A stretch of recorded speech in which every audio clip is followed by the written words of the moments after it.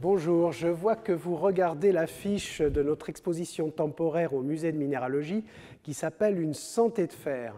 Eh bien, bienvenue, c'est justement de cela que nous allons parler.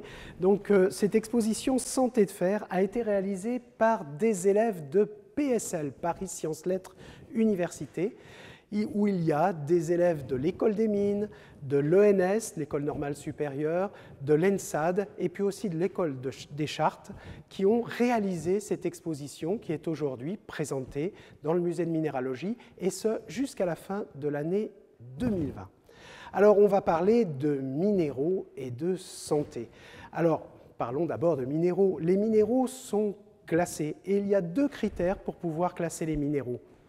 La structure, alors là on en parle très à l'aise ici puisque l'abbé René Justahuy, qui a été le premier conservateur de ces collections, eh bien c'est lui qui a mis en place cette classification, cette étude de la structure des minéraux qu'on appelle cristallographie. Les atomes qui composent les minéraux s'assemblent selon des motifs. Il y a 7 systèmes cristallins. Eh bien, je vous présente deux petits modèles ici, le système hexagonal, le système quadratique.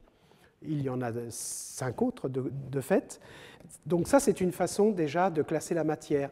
Mais celle qui va être retenue dans la galerie, c'est le critère chimique.